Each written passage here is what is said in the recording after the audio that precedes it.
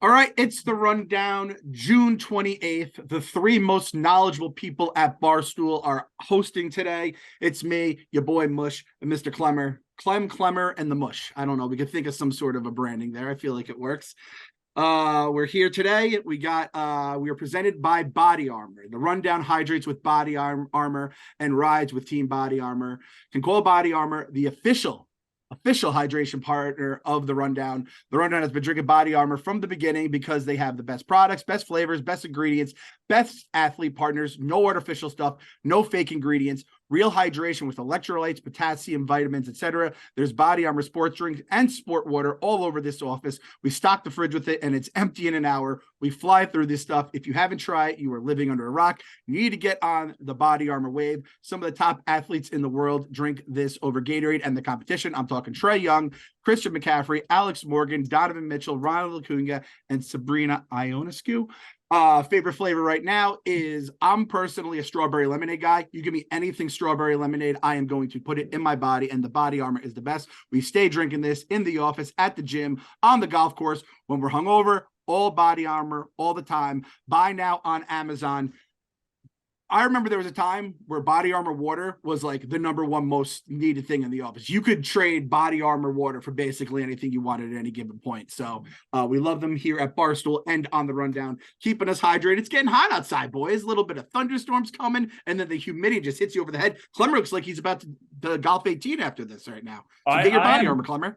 I'm excited for the summer, BodyArmor, keep me nice and hydrated. These are all good things. Let's go summer. Woo! All good things. So we love our BodyArmor here. First story of the day. Fortunately, this is kind of a little bit of a bummer, but Ryan Mallet passed away in a tragic drowning accident on, I believe it was Tuesday. Panama City, 7 people died from being pulled under by a riptide in the last 2 weeks. Absolutely horrible stuff. Obviously, Michigan and Arkansas quarterback in college, went to the NFL, went to Patriots, Texans, and Ravens, was 35 years old. R.I.P. Ryan Mallet. Mush, any Ryan Mallet memories, any kind of stories with Ryan Mallet involved? I don't have like a certain one, but dude, he was such he's just someone that always stood out to you in the football world as a quarterback, just like an absolute stud. Hell of a name, too. Great name, always. And when you see that, it's so fucking sad. Like, he's so young and he was still like coaching with football and stuff, and also like to just be like, drowning is the scariest thing in the entire world. I think that's literally the scariest thing in the world. But yeah, it's awful to see. Yeah, it's terrible. Jerry blogged kind of like an update on the story and more of the specifics and all that. Anyone who's ever like gone in an ocean with not knowing about riptides and you just like get like a hit, it's like, oh, that shit does not fuck around. And the amount of outpouring he's had from his teammates and all that kind of stuff, still into the coaching game. Good dude. I'm happy you said it too. The name was a real thing. I remember when Ryan Mallet went to Michigan and I was like, well, they just have their guy. And it's like one of the greatest what ifs of all time, because he was like the prototypical Lloyd Carr Michigan quarterback, right? And I think I was living with my roommate who was a Michigan man, and I was like, well, that's just going to be the dude, like laser rocket arm, just sits in the pocket. Then that's when Rich Rod came in. Everything turns upside down there. He leaves, Mallet leaves, go to Arkansas, because Rich Rod's offense was like, you get your mobile quarterbacks and that kind of offense. And it is like a great what if. Like, what if Lloyd Carr stays, or like a hardball kind of guy goes to Michigan and they run that kind of an offense and you have Mallet there. And I mean, obviously he did just fine. If you're good enough to put up numbers in Arkansas, Belichick takes you in, Bill O'Brien takes you in, you go to Baltimore. Those are all, 3 franchises that at least, know ball. So just an absolute travesty. Plumber, are you a college football guy? Not a college football guy, but I do like NFL. I know him more as kind of like being a backup quarterback. It seems like a guy that was just beloved in NFL, in the community. Also, like, he just started his coaching career. That's so sad. Like, this young guy finished his pro career, starting coaching, 35 years old. And like you were saying, like, drowning is, you don't think of it because you're on vacation or you're on the beach, you're having a good time. But like, there's more people that drown. That's like, it's a more common death than people might think. It's really scary. You gotta be careful in the ocean, especially the summer coming up. Riptides are real. It's like, be careful. It's Riptide sounds like a stupid thing. Like, if I went to the beach and I went and Clem told me like, watch out for the riptide, you're like, oh, okay, dude. But like, it's a real fucking thing. I've gotten in one, and it's like, you literally, like, you have to be so careful with that shit. It's crazy. The ocean is unforgiving. It's a really scary, it's terrifying how strong and powerful water is. And awful. I feel terrible for his friends and family, obviously. Fuck the ocean. Like, I'm just thinking about it just from the blog in the last few weeks. Even you have obviously this drowning death. You have the submarine, right, with the implosion. You have orcas just manhandling boats everywhere. Potentially, like, all these alien spaceships they're saying might be coming from the ocean. The ocean is like a land of fucking terrors down there. It is no bueno. So I'm kind of like saying fuck the ocean at this point. I kind of hate the ocean.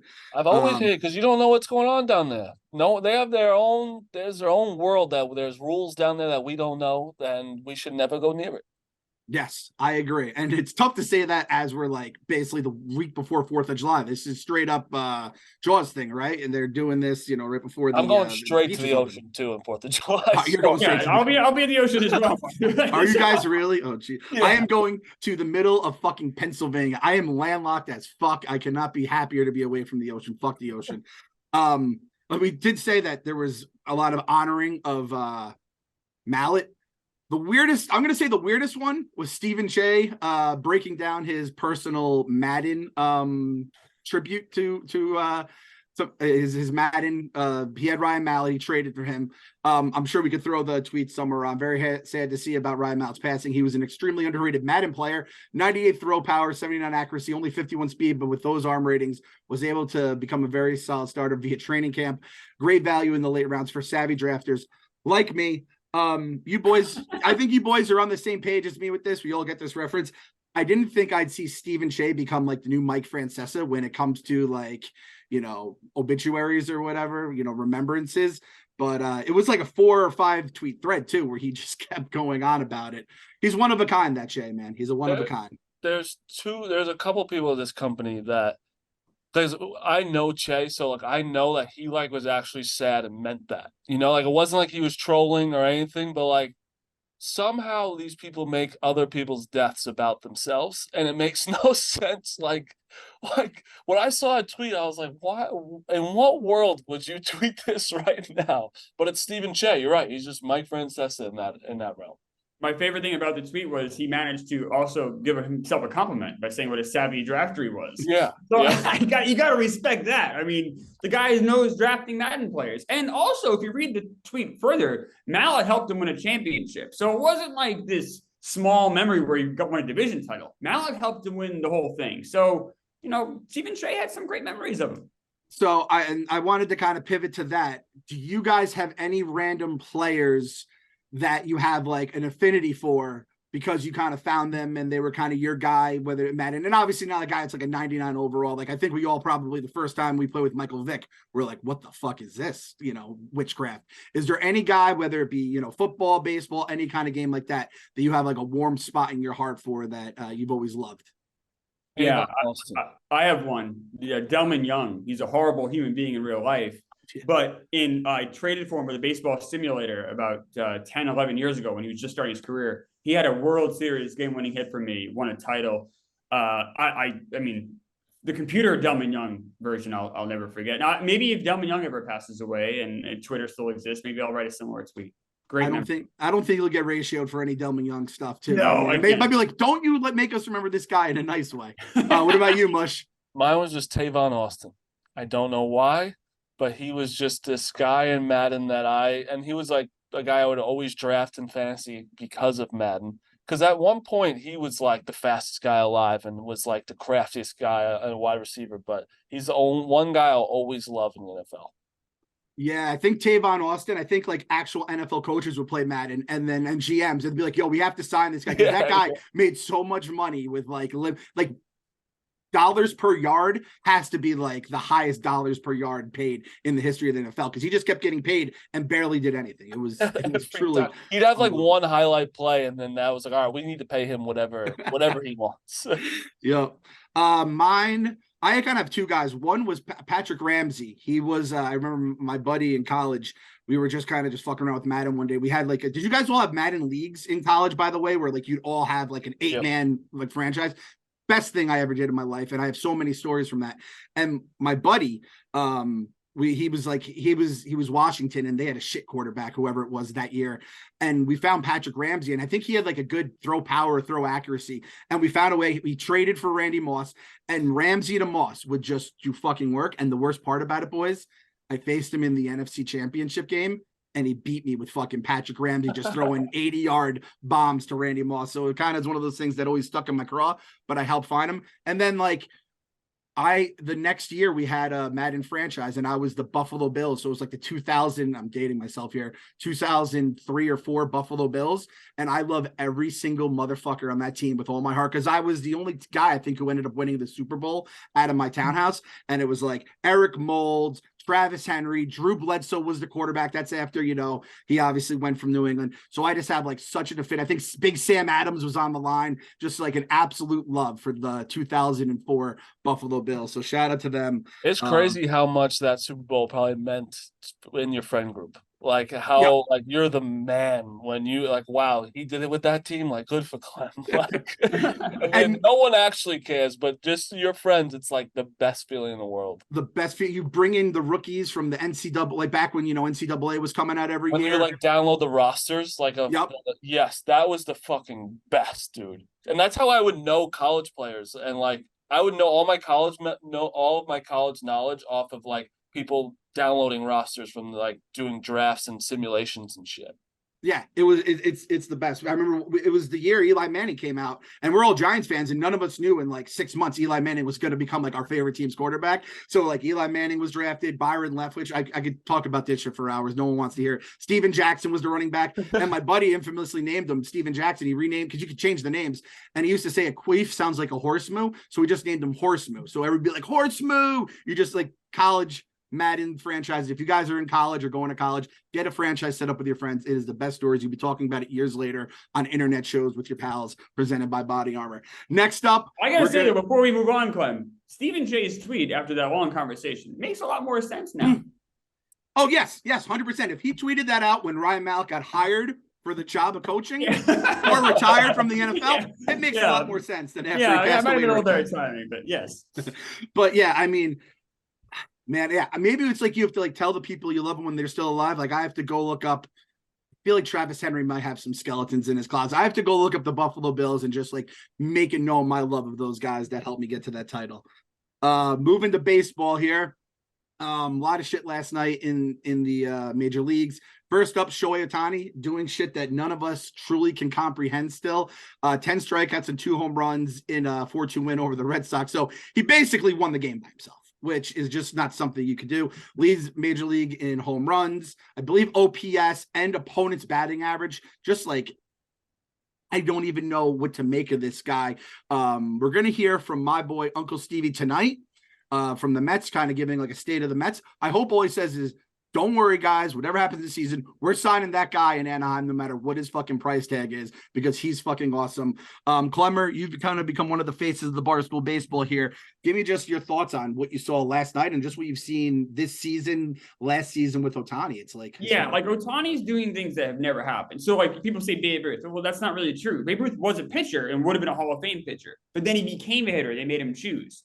We've never seen anyone do both, and not only at this level, but really at any level. Like, this is such an insane. He's a top 5 pitcher in baseball. He's a top 5 hitter in baseball, and it's the same guy. It is absolutely complete mindfuck to someone like me who loves baseball history and watches these games. You're just seeing things every 5th day that you've just never seen before. Now, having said that, are the Angels good enough to even make the playoffs this year? Maybe. We'll see about that. I mean, obviously they have Trout. They've improved their depth with some of the guys. They have a guy named Reed Detmers who's pitching like a Cy Young winner right now. But it's so funny. You have Ohtani and Trout, and you've had these guys for the last 4 years. Trout's never even won a playoff game his entire career. And that's so like hard to even fathom when you consider how great those two guys are and how bad the teams have been around them. All right, now everyone get ready for a journey. We're going to go into the brain of Marty Mush to hear how this brain computes seeing Shohei Ohtani every night, and then once every 5 or 6 days on the bump. Listen, I've tried so hard to like find something wrong with him and just like be on the opposite side, because everyone's like how Klemmer is, but like he's becoming to the point where he's at the LeBron factor almost, where like we don't even appreciate how good he actually is. Like we see it, we get like, wow, he's incredible. Like but we're never going to see it again. There's not going to be one other person in the entire world that's going to be able to do this because how long has baseball been around? You 130 years, 150 years? Yeah. So we haven't seen it yet. And one person's doing this now. Like, because we've talked about this. When you grow up, there's always the best kid on the team who pitches and hits and plays shortstop, basically. But it always stops when you get older. And it's just like, pick one. And now it's like, is he almost like underrated? Like, it's Yes. like, because you can't rate someone like that because he's so fucking good. It's almost annoying how bad the Angels have been, though, because it's like, that's why I think no one appreciates it enough, because no one gives a fuck about the Angels because they haven't done anything. How much money does he get? 500 million. I think he might even get 600, right? So like 10 years, 500, he'll be the first $50 million player. You could make a case, you give him 12 years, $600 million. That could really happen. I think it might get there because you're getting this two-way player and you're also having an extra roster spot to work with, which, I mean, that makes a big deal in baseball, is, through 160, like the Mets, that travesty on Sunday against the Phillies, part of that was they were a man down without Drew Smith, and then the bullpen's just completely fucked, not giving Buck Showalter a pass for that. But you have a guy there and it's like, oh no. And if like Ohtani, it's like, oh, if you need a guy for an inning or something in an absolute pinch, you have a Cy Young Award winner coming out of your pen. Klemmer, if I said to you as a Mets fan right now, by the way, it's crazy that it's like everyone's saying, all right, Mets, I think Dodgers are obviously going to be involved. You might have a team or two there.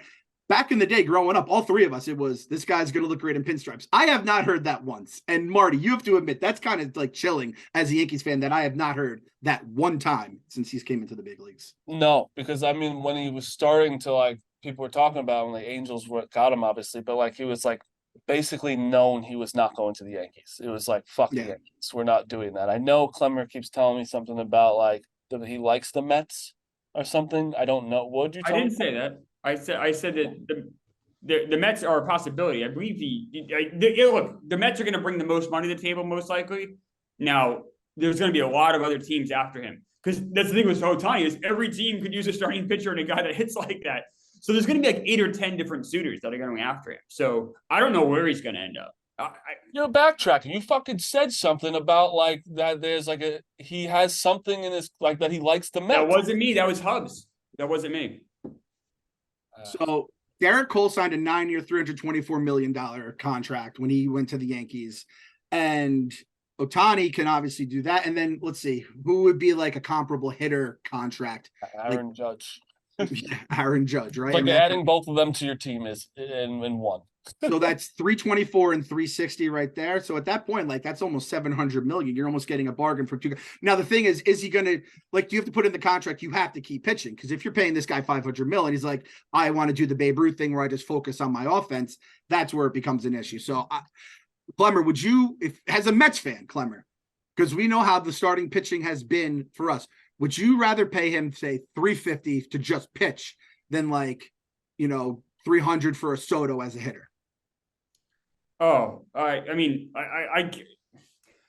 obviously we could use a hitter, but he could really only DH though. His defense is not the best. Yeah. So I mean, I don't know if I would want to pay a DH that much money. I don't care how good he is. I mean, I think his greatest value is the pitching. The hitting is just an incredible bonus. But there's no way. Wherever he goes, he's going to do both. I mean, he likes doing both. He said that. So I think this is what he prefers to do. So my only worry though with all pitchers, obviously, is just injuries. So you like, if this guy blows his arm out, you're paying him $60 million a year, and now he can only hit for you, which is probably going to happen eventually in a 12-year deal. At that point, then are you in a horrible spot? Think like Angels with Pujols, or one of these situations where you have someone, or Yankees with Giancarlo Stanton, someone who just provides little or no value, or much less value than what you're paying for. Yeah. So we'll dive into this. Before we went live, Marty was asking me if I thought any team would take Giancarlo Stanton. I guess you guys were having a debate about him. On pick Stanton. Yep. I looked into the numbers here. Giancarlo, and I'm not a big batting average guy, but Giancarlo Stanton entered June after an injury-filled April. He entered June with a 273 batting average. On June 27th, June 28th, when we taped this in the afternoon, he's batting 184. He's batting 113 in the month of June. He is currently 33 years old, which is actually a little younger than I thought he was. I thought he was maybe like 35, just because you forget about him and you figure the years have passed. Can he get on a team? I think he could get on a team that is like the A's wouldn't take him, but a team that would need some offense, but wouldn't mind. The thing is, if you're adding the contract in, is if the Yankees owe him $110 million. That includes the $30 million the Marlins are going to pay as well. So the Yankees owe him 110 on top of that. No team would take him. That's not even close. That's just too like it's not. Okay. No one would trade for him, Marty. Talk, you old fuck. Let me talk. The thing with Giancarlo Stanton, I understand. Clem just gave me the numbers, batting 113 for the month. People have had really bad months. Like Lindor is batting 220. He's had bad months as well. You pay him $300 million. Doesn't mean you're just going to kick him to the curb. I know he's younger, and I know he's doing a lot better than this. I understand that. But teams would take Giancarlo Stanton because you know that he has that power. You know that he still has that in him. He's only 33. Yes, it's been awful right now. But to say that he's not a Major League Baseball player right at this moment is the stupidest thing I've ever heard. He's not a Major League Baseball player. Yes, he is. Okay, he's not. He's batting 113 in June. He's not a Major League Baseball player. He can't play very well. So you think of a slump. His WAR for the season is minus 0.4. This is a guy that's missed more than half the season with injuries. Look at the last year even. Look at the second half of last season. It was atrocious. He's finished. You're out. You're a slump.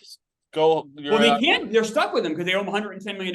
But if they were paying him $3 million a year, he would have been DFA'd a long time ago, Marty.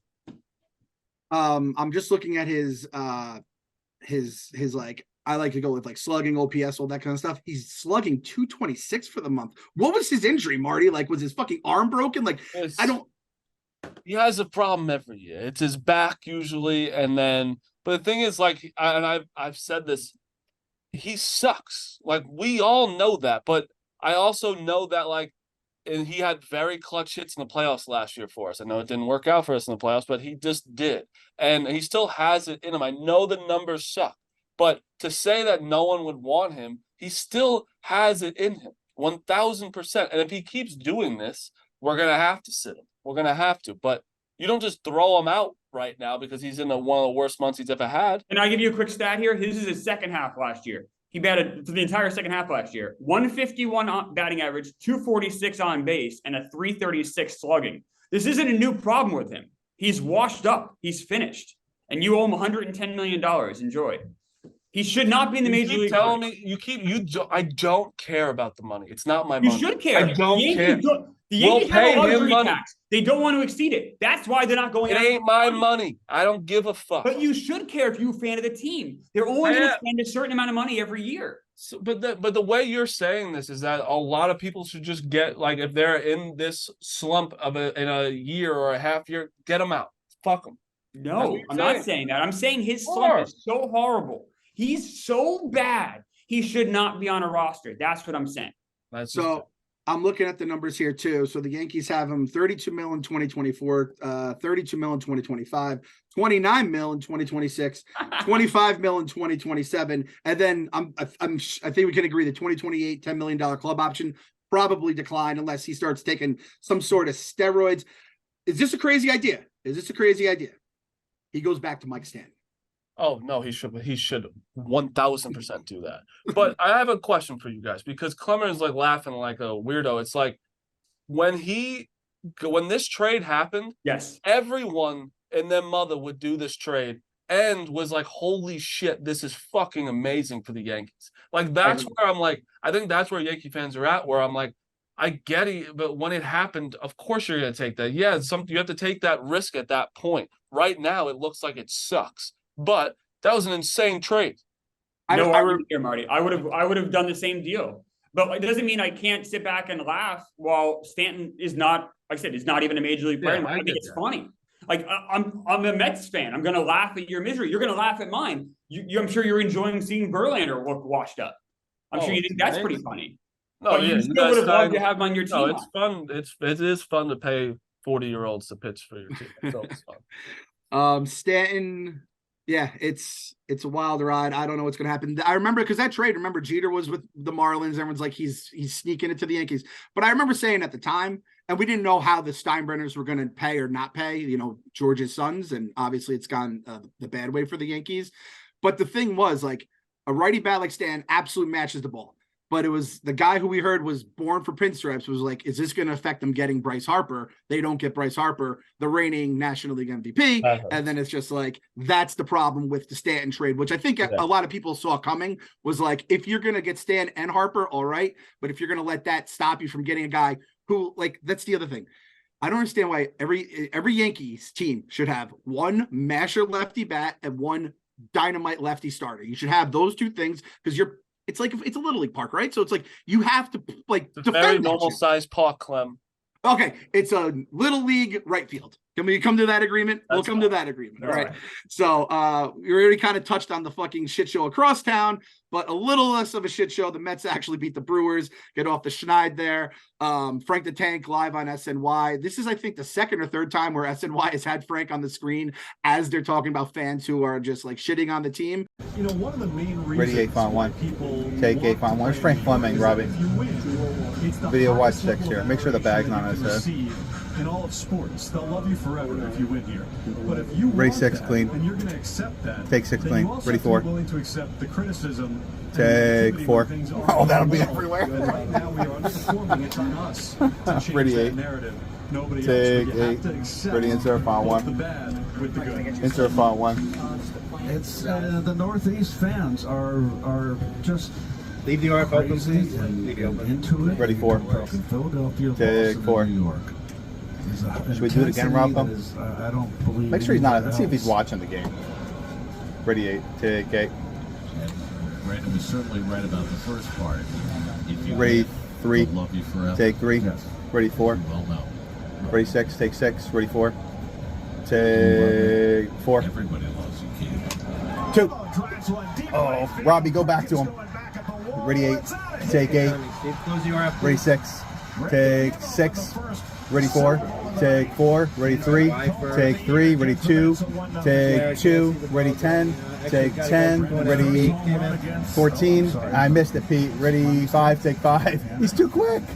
Nimmo hits a home run as it's happening. They kind of did it behind the scenes on SNY of like the control guy. I love this kind of shit. It's so nerdy as a sports. He's like camera 6, camera 4, and like camera 8 is like the Frank the Tank cam. And then you see Frank there. He's looking. Nimmo hits the home run. Frank looks like he's kind of like sad about it in the end. But he gave a high five. He gave he a gave a high five. I missed the high five. I want to ask you, Clem, because you're in the Barstool world, and even me, like you're the nicest guy in the world. But the Mets bring out a side of you that will upset you, and that's anybody. You can be the Pope, and the Pope would be pissed with the Mets. It doesn't matter. Do you think, what's your stance on Frank? Because Frank gets away with a lot. I'll give him that. I could be negative about a team, and if they lose, you could always say you're right. But it's a disaster season. He's always throwing your name out there because he won't let him into the lives or whatever. How have you been dealing with all that? With Frank or the Mets? Mostly Frank. I love Frank as a person, as a Mets fan. Like we all know fans in your favorite teams who are like Frank.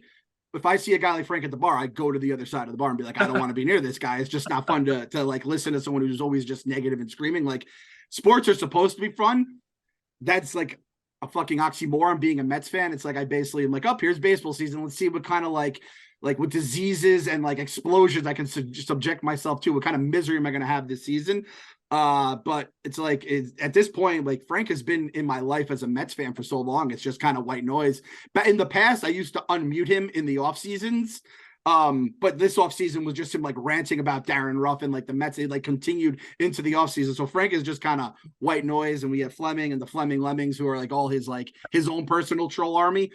It's like it doesn't really like the Mets bother me because I'm like, you guys, Klemmer, you know how it is. It's like you guys were so good last year and you suck so much this year, and it's 90% the same roster. And it's like, yeah, Verlander, you can't tell me, Verlander pitching to like a 4-year, right, is the reason this team is worse, because every single pitcher is significantly worse, and a bunch of the hitters are. A bunch of hitters are too, yeah. I mean, I know Marty keeps bringing up Lindor. Lindor has one issue, it's just contact. And it's the same issue that's plaguing the Mets. Alonso's the same thing. These guys aren't, McNeil, these guys just aren't getting bad on the ball. And, also the pitch, the middle reliefs. I'll give Frank credit. Frank was right about a lot this offseason. He was right about Edwin Diaz's injury being just so catastrophic. Obviously, it's obvious, but it moved everyone down. So now Robertson's the closer. Ottavino's the 8th inning guy. So it kind of made the Emperor have no clothes. It exposed our middle relief. And then the starting pitching's been bad. The hitting's been bad. The whole team's bad. Last thing on baseball for the Mets fans, because as a Yankee fan, we've had the highest payroll for so long. And when you don't succeed, that's all people say, and it's the most annoying thing in the world, isn't it? Now that you guys are there, because you guys said it about the Yankees all the time too, like all your payroll. Now you have the highest, and you're 5, 6, whatever, under 500. Isn't it the worst thing when people say that? No. We had to deal with the Wilpons. So at least with Cohen, you always have hope. I'd rather be the guy everyone's picking on for that than being the fan who knows that my owner's only going to spend $10 million this offseason. Yeah. So this is so much better than, you want to make fun of the Mets for spending $364 million? That's fine. At least we spent that much. Yeah. It's like not a good situation to be in. You never want to be the team that's spending $300 million just to get your shit kicked in every week. But at this point, like I'll take that over what I've lived the other option, and it sucks even more, believe it or not. Like if Cohen was around when they had all those young arms, we would have just built a fucking sick offense, and we would have been in the playoffs every year, and then you just live with the crapshoot that is the MLB playoffs. But without it, it's like you're just, you're going into the lamps of the slaughter. You guys are fucked this year. You're fucked this year. Well, we're gonna do what we can, Frank. So Frank came on our podcast, or We Gotta Believe podcast, after the Diaz injury, and we were all just, crying in our beers. And he had revealed that he had bought a Pete Alonso World Baseball Classic jersey. And we're like, Frank, Mets fans have hated the World Baseball Classic since JJ Poots got injured in like 2007. We've hated this fucking tournament since its like inception. And then like every however many years it happens, like 2 or 3 Mets end up getting hurt, and ends up like, I know Lugo got hurt that one year. Guys always end up getting banged up, and we've always hated this thing. So Frank said he's going to burn his jersey. KFC's going to burn his fucking big bass hat that looks like some white trash thing from the South. I'm going to burn my Flashdance DVD and kill my post game. Like it's all hands on deck. We're all unifying, and we're trying to Klemmer, do you have anything you could burn that you got within the last year for the Mets that can just kind of wipe the bad juju out? Because baseball is as much about juju as it is about the guy pitching on the mound every season. Within the last year, I have a Francisco Lindor bobblehead that has grass supposed to grow out of his head. I will burn that bobblehead. Okay, we're gonna have a mass burning. We'll wait till All Business Pete's in Chicago working at the new office, and we'll all just burn it in the New York office and see what happens. So we're gonna try to figure that out. A lot of Mets talk. Apologize for everyone who does not give a flying fuck about the Mets, but that's just how things go on here at Barstool. The non-Mets part of the rundown is brought to you by Bolero. Bolero is the world's largest owner and operator of bowling centers with over 325 locations throughout the United States, currently located in 34 states. Bolero is known for reinventing one of America's oldest pastimes into a new and unforgettable experience with modern and beautifully designed venues, expansive arcade, premium signature cocktails, and a creative menu. Now we're here to introduce Barstool Bolero Invitational, this summer's most anticipated event. Joining the Invitational is easy. Simply enter your name and visit any Bolero near you and bowl for your chance to be entered to win one of our ultimate prizes, including limited edition Barstool bowling gear, an event at any Bolero, and the ultimate grand prize, which includes tickets to the Super Bowl and NBA Finals, plus a trip to the Barstool Bolero Invitational Finale in Chicago on August 9th. The fun doesn't stop here. Enjoy a guaranteed spot on the lanes when you reserve a lane or book an event at a Bolero near you. Visit Bolero.com and use promo code BARSTOOL for 15% off your next lane reservation. This offer is only valid through August 31st. Visit www.bolero.com/barstool to learn more about the Barstool Bolero Invitational starting July 12th. Participation is open until July 23rd. No skill is required. All participants have an equal chance of winning. To find a participating center near you, visit www.bolero.com/barstool. I've said this a million times, boys. Every single time I go bowling, I go, why don't I go bowling more? Every single time. And then as a dad with kids now, especially, you know, like we said, when you're just looking to get them out, especially if it's raining out or something, you go bowling and all these Boleros, they're just so much nicer. It's like an upgrade from, you know, when you were a kid, and they have the arcades, some, you know, drinks for mom and dad. It's an absolute just home run here. So that with a Barstool Bolero Invitational, it's a strike, you know, little bowling. Clem, you're a dad. You got the kids home for the summer. You must be looking for shit to do all the time with them. Klemmer, we just talked about going bowling yesterday. So we will be going bowling very soon. We're going to find our nearest Bolero at Bowlero.com. And I'm going to enter into this. I don't know what the deal is with Barstool employees, but either I'll just head out to Chicago and go myself, or maybe enter it. I'm not a very good bowler, but that's the one thing. You feel like you always have a chance with bowling, right? It's like, hey, this could be the day I hit that 300. You throw that strike, you're like, oh my God, I'm a great bowler. And then, you know, you throw balls. It's like, oh, God damn it. But no, bowling is so much fun. You're right. I don't do it enough. I need to go bowling. Actually, Marty, we should go bowling. We should go to a Bolero and go bowling. I'll beat you. They used to call me Marty 200 in college. Whoa. Marty Mush, the guy who could bat 100 if he was in the majors. Right. That's 200, can bowl 200s in bowling, and has never lost a game of Monopoly, which, by the way, we still have to have the Klemmer versus Marty showdown as well. The baseball thing's coming along, by the way. I have a couple JP Sears has offered from the A's. The Savannah Bananas said I can bat for them. So I have some offers coming, and I'm gonna do it. That's coming, because I can't keep saying shit and not doing it. So I'm trying to get as much as any swings I can get in.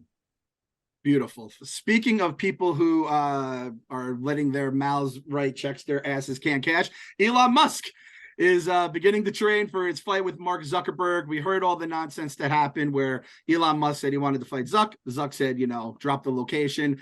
And apparently there was a quote from someone who trained with Musk. I did an impromptu session with Elon Musk for a few hours yesterday. I'm extremely impressed with his skills, power, and his strength, power, and skill on the feet and on the ground. It was epic. It's really inspiring to see Elon and Mark doing martial arts, but I think the world is better served if they train martial arts, but not fight in the cage. That said, as Elon says, the most entertaining outcome is the most likely. I'm there for them no matter what. Pretty nice statement written by Elon, said by someone else. Marty, what's your thoughts on this? Because I know how much you love the YouTubers fighting and the Jake Paul stuff. What is your thoughts about like super nerds getting into the octagon? I love it so much. I've said this before. This would be bigger than McGregor and Khabib. Like, this would be bigger, the biggest fight ever. And like nerds talking shit, like I think of Klemmer talking shit to somebody, you know, and it's just funny. It's like, and like I actually, if I had to pick, Elon's definitely got the weight on Zuckerberg. Yeah, and he's very top heavy. He's got some titties on him, and I think that Zuckerberg's a sicko because he's always been training for this stuff for no reason. If you do mixed martial arts for no reason, you're an absolute crazy person. So do you think it ever happens, or do you think it's a lot of talk? Like, because also, like you just said, there's a lot of statements coming not from Elon, even though of course Elon's telling him to say this. No way. What do you think? Right? There's no way this happened. Like, this would be like too good to be true. I think it actually weirdly might. It would be the greatest. I would be so excited. That's where we start living in a simulation where it's like this isn't real. Like, two of the richest people in the world just beating the shit out of each other. That sounds amazing. I'm praying to God this happens. And like the fact that it is such a great thing is like these things never pan out, right? It's like you'll never get Tyson versus Holyfield until one of them's washed, if it does happen at all, right? And this kind of feels like another version of that. I just really want it to happen more so because I don't know. Let me ask, who are you guys rooting for if it does happen? Elon or Zuck? I'm definitely rooting for like a double knockout to say. Yeah, but pain. If I had, I think I'd want Zuckerberg to beat him. I just would love to see Twitter after that. Like, I'd love to see the memes, and it would have to, like, we need a knockout in that situation. I don't want like a good fight. I want a rough and rowdy style knockout, you know? Yeah, like, so if Zuckerberg loses, he'll probably just post like a very safe thing on Facebook or whatever. Oh, you know, it was a good fight, but if Elon loses, I think he would descend into madness. So I guess I'm rooting for Zuckerberg, right? Because the tweets would be like, Marty, the tweets would be amazing. Outrageous. Yeah. So yeah, let's go, Zuck.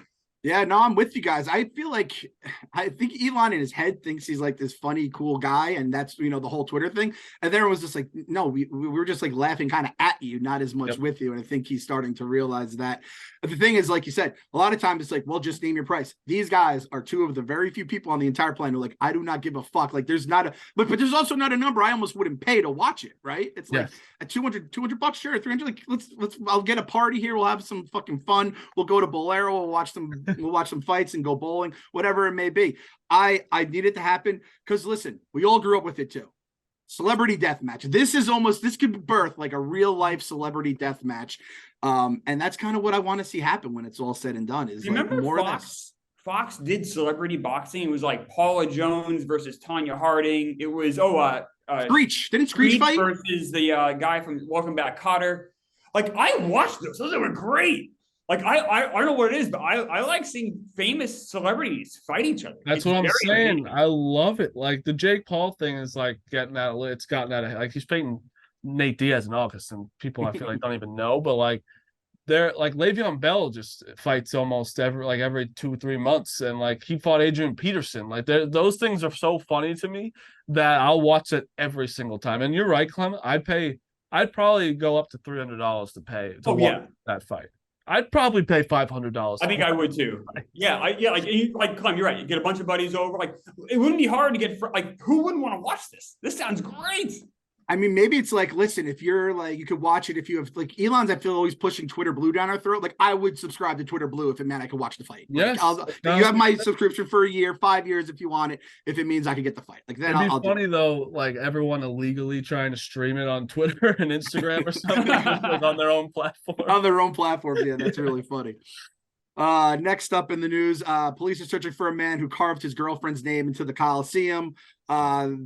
This guy carved his name Haley into the wall of the Coliseum. He has not yet been found, which has led a lot of people to ask what should be the appropriate punishment for someone vandalizing the Coliseum, which I mean, we all love the Coliseum. The Coliseum is one of the things I feel like as a guy, it gets into your like fucking DNA, like your caveman DNA, where you think of fucking Maximus in the middle of the fucking ring just going crazy. So what do we think should happen when we find this dickhead? If it was the Oakland Coliseum, I would say nothing. The Oakland Coliseum is in bad shape. Don't fuck with historical stuff. Stop. Like it's like I know I see sometimes protesters will throw paint at paintings and like ruin them. Just leave historical stuff alone. Leave it for the next generation. Let people enjoy that. Don't let people enjoy things. Don't do that. It's bad. Agreed. Yeah, that's just the internet's fault. That like he definitely was putting that on TikTok and was like, this is about to go viral. And it's like, also that's what you chose to like. You just said your girlfriend. Like if you're gonna vandalize it, do something funny. All right, like you don't like unless he was doing something endearing for his girlfriend. Then he was like, all right, sure. I don't know. It's just a weird move, but what is the punishment? Like, do you go to jail for that? He should. I really hope they break up too. I hope him and his girlfriend break up. Yeah, because and then I hope he has even more regret. Because he's gonna have to explain to his future wife, "Oh, I loved her. I had to carve her name in there." I like that. I'm rooting for his personal downfall. This guy. So tape log this, and I agree with him. I kind of like the idea of the Coliseum. Like, let's get that thing as an Actum Coliseum again, and like not just a fight in the middle of the ring. Like do the ones where like the tigers come out. They remember that scene in Gladiators. Awesome. I think someone like that, like you have to fight for your fucking right to live or whatever it may be. That's true. Yeah, put them in there for that. If you're gonna fuck with it, then get in the ring. And people might get offended with this take, but if it's your, like, you can't be doing that for a girlfriend. You tell me that's a wife. You tell me that's like a wife of 20 years and you got, you raised kids together. You guys have been through some real life shit together. This, like you said, Haley might have dumped him by the time, the authorities find his ass. At that point, it's like, what the fuck? So, yeah, this guy's rebuked. He sucks. And Klemmer, I feel like we almost need Klemmer to do his like gargoyle stance next to like historical artifacts. And if one of those fucking stop oil people, do it for the people who don't know it.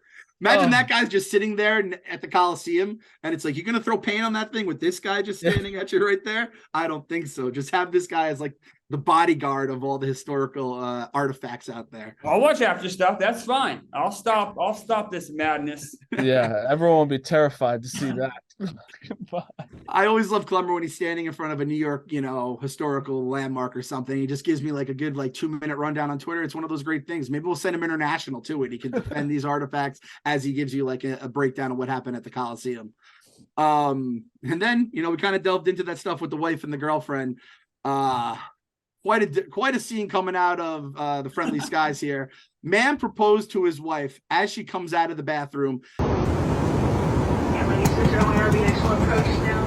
Heading Cancun, we ask all passengers to remain seated for the duration of our flight. Please exit your seatbelts are fastened. Thank you.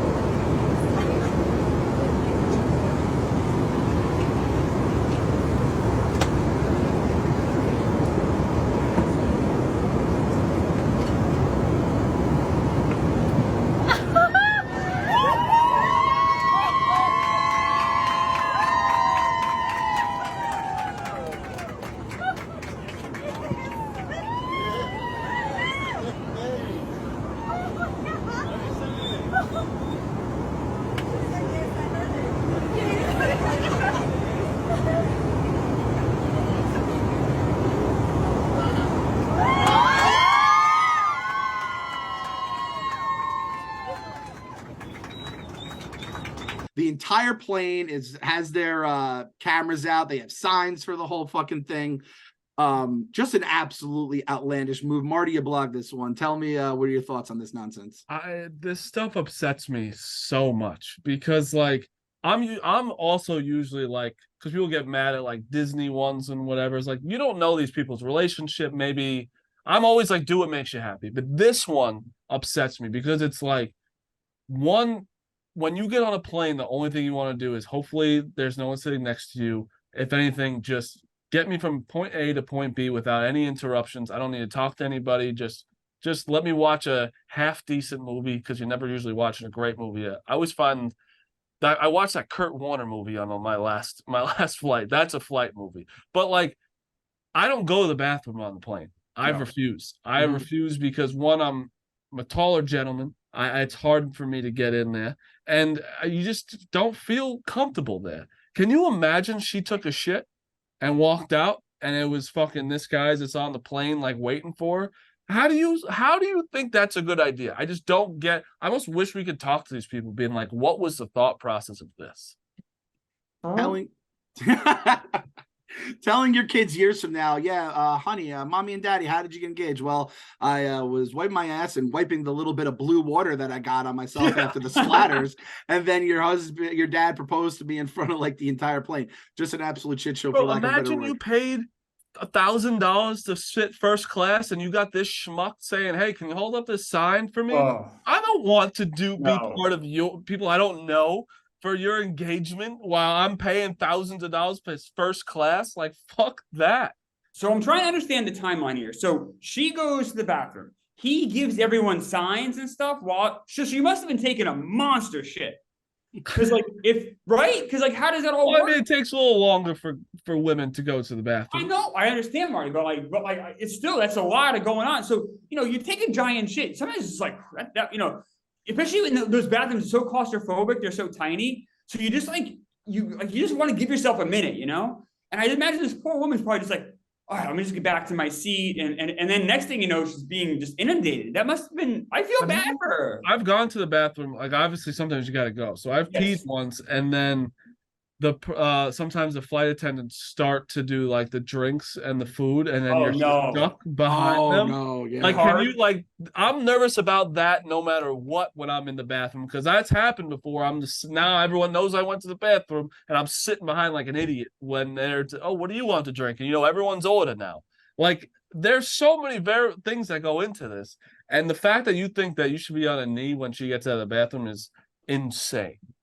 I didn't think about that too. He hands out the signs. He's telling them, "Hey guys, we're going to make a big deal about it. If you guys can record it for us, that would be great." And then they're just staring at the bathroom door. And if you might hear a sound, you're like, is that a fart I just heard? And then it's like, how long is she gonna be in there for? You don't realize an entire plane of people is just staring at you, just dropping deuces. And then, like, what's supposed to be the happiest moment of your life up to that point, right? Happens. I would almost rather open the door and be stuck in the middle of the Coliseum with fucking tigers swiping at my face than like my, boyfriend looking to propose to me. It's an absolute Bro, what happens if you got turbulence after you get stuck at the gate, you don't get to get off? Like, you're supposed to enjoy that time getting engaged after. Like, you don't want to fucking deal with it. And like, oh, now I have to go back to economy class and fucking my knees, like, this guy's reclining in front of me. Like, I'd be so mad.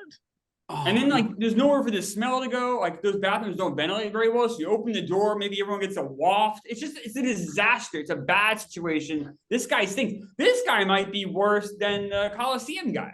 What about if you got to take a shit? Oh, you're on that plane. You dying to take a shit. No. That was so bad. And now you have to wait for this whole engagement to get done. Oh, no. And she's in there forever as it is. You're right, Marty. That's a horrible situation. You shouldn't, maybe you got fast food at the airport you shouldn't have gotten. We've all been there. Oh.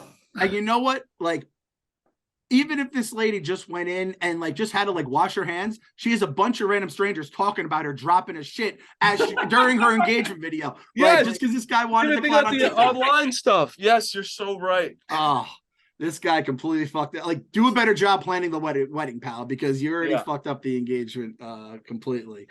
But I think that's the rundown, unless we have any other topics. Like we said, we kind of dove into some after show stuff during the show. Is there anything else you guys have? Only thing I was playing related was like, did you see that? I blogged it last week, I think, but like Dr. Oz, he got caught reclining before the flight took off.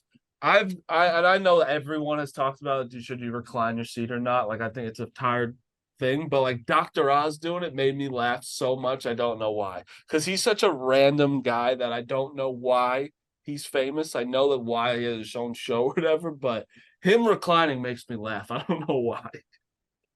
And he's like snuggled up and sleeping. It did very make me comfortable. I'll give him that. Yeah, he definitely looked comfortable. As a non-recliner, I won't open the debate because could lead to like a 10-minute thing. I always do get happy when they're like, all right, trays and table and seats upright position. I'm like, yeah, you motherfuckers. Now you guys all have to be like we were. I'm the only one not doing it, idiots. Yep. So that's the rundown. We will see you guys tomorrow.